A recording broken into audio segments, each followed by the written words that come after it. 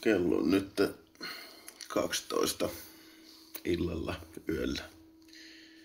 Pari tuntia ehdittiin tuossa nukkua ja nyt on päästy vähän kaffetta naamaa ja kohti teiden polu alkupistettä.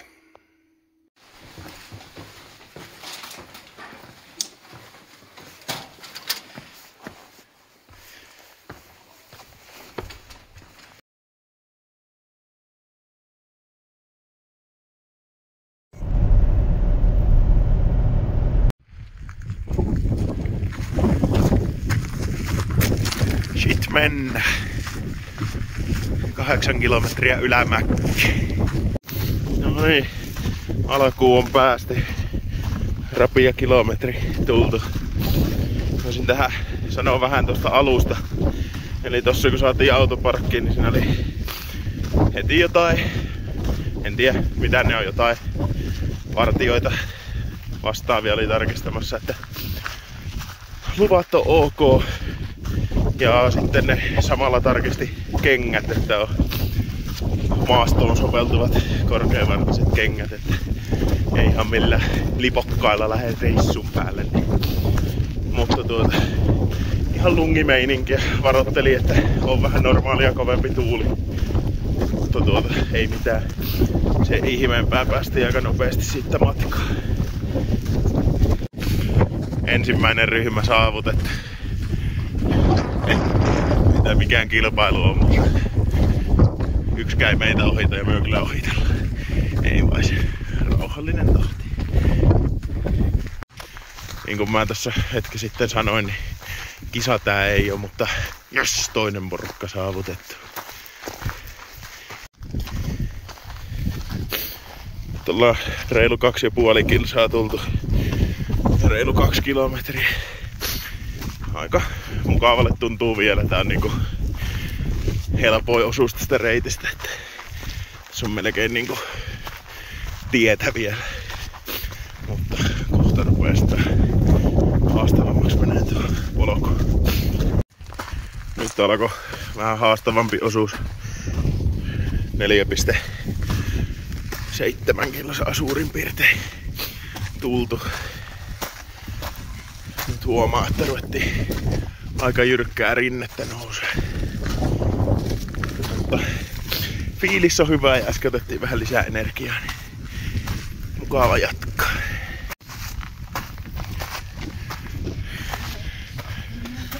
Siellä näkyy pauski taustalla.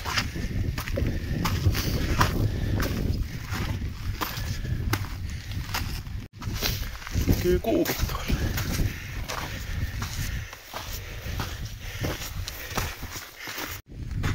Nyt alkaa huomaa, että alkaa polku jyrkkänä aika paljon. Eteneminen hidastuu merkittävästi.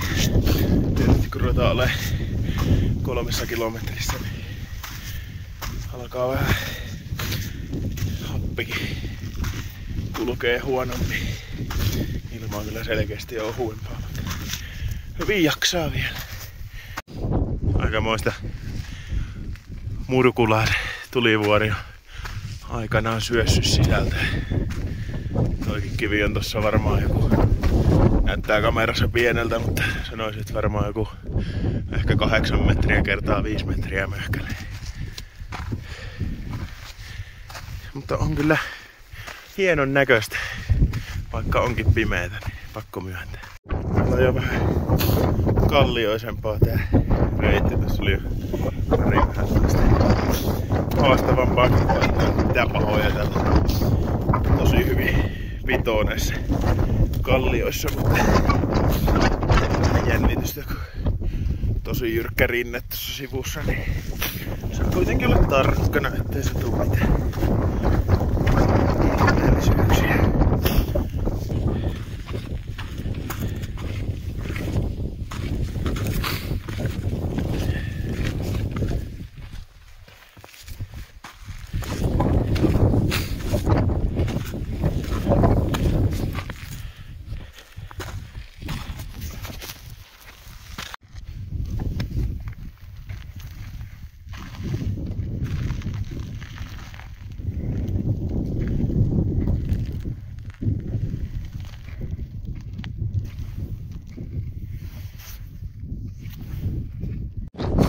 saavuttiin justiin tänne Refugio Alta Vistaan.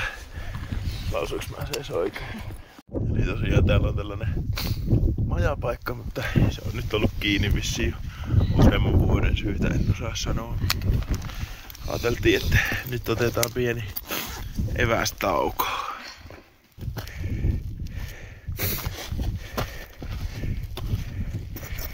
No voi vitsi, en saanut 3333 metriä mittariin, mutta sen verran ollaan nyt noustu.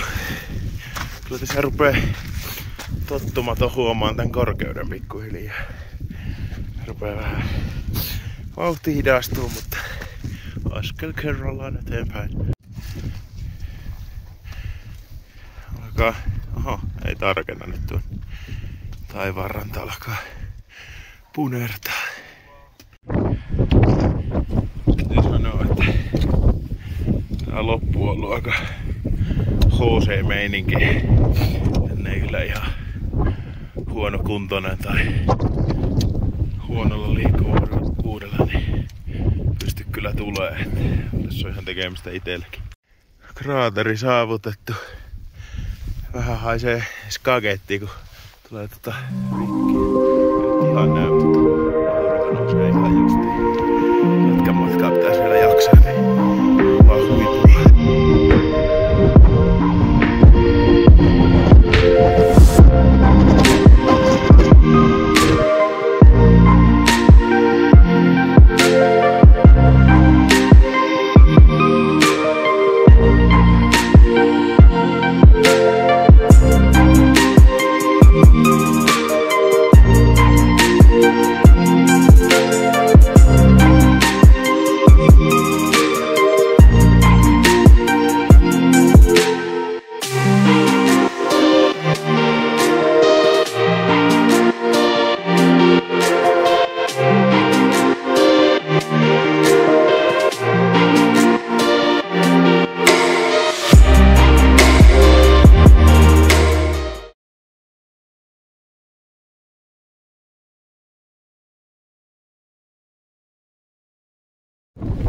Eihän tämä ihan suunnitellusti mennyt. Kovan tuulen takia tässä suljettu, niin mennäänpä nilkka Fiatilla sitten alas. No, mutta voiton puolella jo pitkälti alaspäin pääsee aina.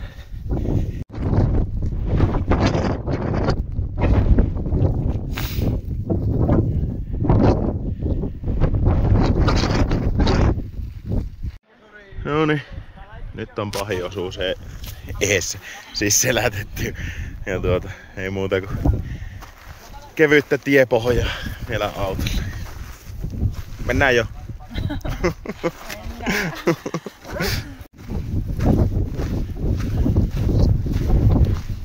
On tää vähän erinäköistä tälle valoisa aikaa kuin mitä silloin pimeällä oli.